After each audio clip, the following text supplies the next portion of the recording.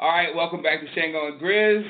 We're coming to you a day late or so because I was in one of the evacuated areas, and I already made a video about it. So if you want to see anything about it, just go to either my Dallas Cowboys site or YouTube site and watch it. But I'm over it right now. All right, back to the game. Grizz. Personally, I came back. I finally watched the game, and I was like, wow. We looked a lot better than I thought we did when I was sitting there in the stands. What do you think? Yeah, I kind of had that same feeling, even though I watched it the first time on TV. But when I went back for the film review, I definitely noticed that we were playing better than I originally thought. And I think some of that comes from, we were moving the ball so well, but we fumbled twice. Right. We missed a long field goal.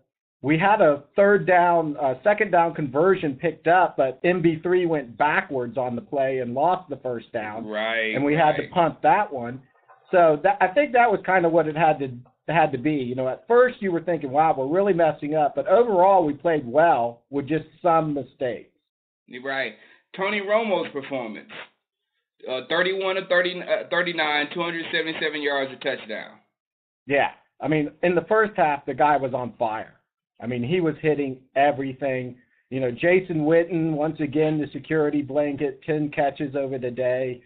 I mean, but Romo was on fire to start the game. They didn't pass much in the second half, and he had a so-so second half because they were trying to protect his hamstring. They didn't want any more damage there, so they decided to go a lot with the run game and such. But I think overall he had a great game. The only thing I worry about, put the ball on the ground twice, and that scares me. Yeah, exactly. He has a tendency to do that even more than interceptions, in my opinion. But I think right now he is trying to get his legs under him again. He got shook bad in that Buffalo game, and a lot of players don't come back from that type of game. But he's got to mentally come back from that game and make sure. I think he's out there now trying to make sure he doesn't do the same thing again. Now once he gets that confidence that he won't, then we'll see the old Tony Romo making plays and doing all kind of stuff again.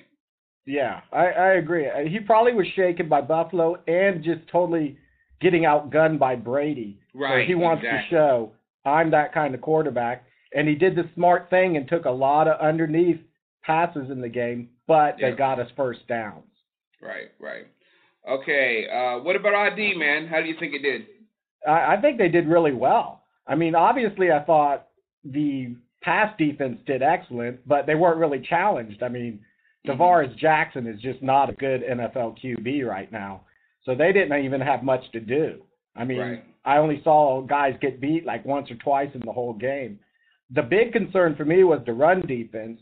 And although they ended up putting up 131 yards on us, most of it, not most of it, but about 55 yards of that was on the first drive. After that, they really tightened up. And the Vikings rely on big runs to survive, not just 10, 15 yards. I'm talking 20, 25-yard TD runs, and they could not pull those off against us. And that just limited everything they could do on offense. Well, I think we played up against their strength.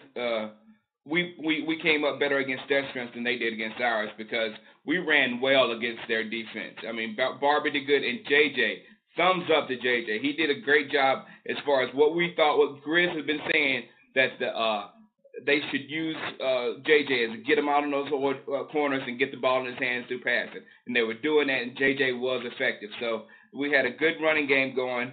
And then the defense, that one touchdown, I'm telling you, I was sitting right across from it.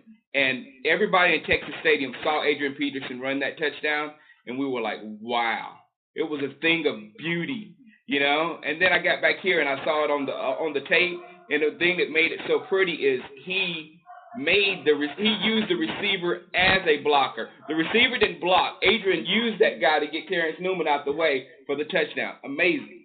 Yeah, I mean, the guy is a phenomenal runner. I love to watch him run. Of course, hopefully not against us that often, but just watching him run, yeah, it's great. And plus, they lay out some good blocking on their line in the run game. I mean, on that same play you're talking about, our man DeMarcus Ware got pancaked. Fresh, by Kleinsasser, not one of the big boys over there. Kleinsasser got him too. So yeah, they were doing some damage in the blocking. All right, I got 3 names I'm going to say to you as we go out, and just tell me what you thought of them through this game. Roy. Through this game or over the whole season? No, through this game.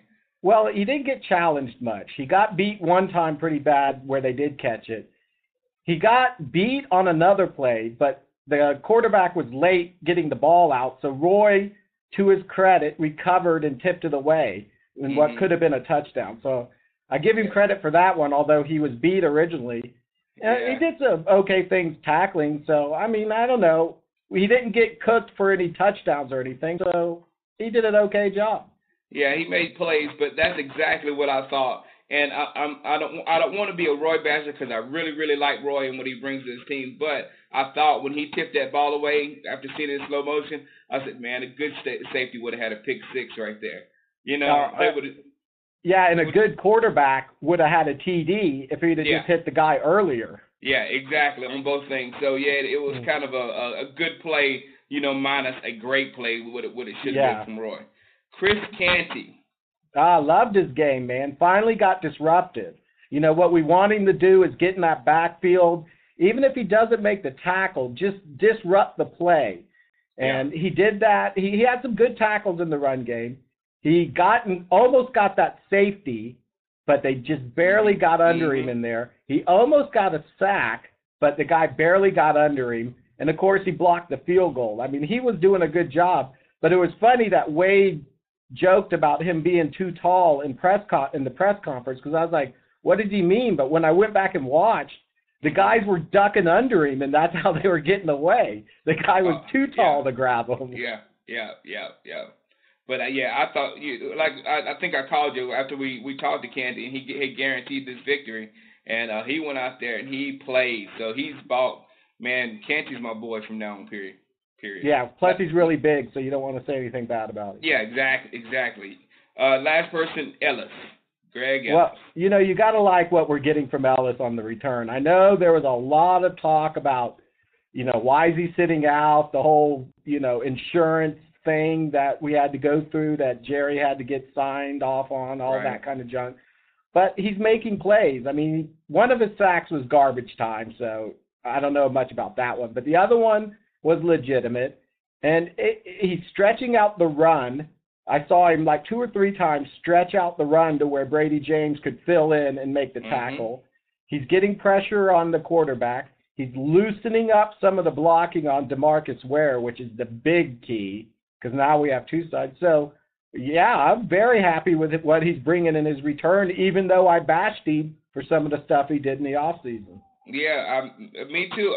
I still only see plays from him, you know, coming toward the quarterback, you know, and I still think that's what we should see Greg Ellis doing more of, is coming toward the quarterback, because he's been a force in every single game he's played as far as coming to the quarterback, getting pressure, getting sacks, getting a fumble, stuff like that. So I'm liking Greg Ellis. He's making us a better defense. Agreed. Absolutely, he does.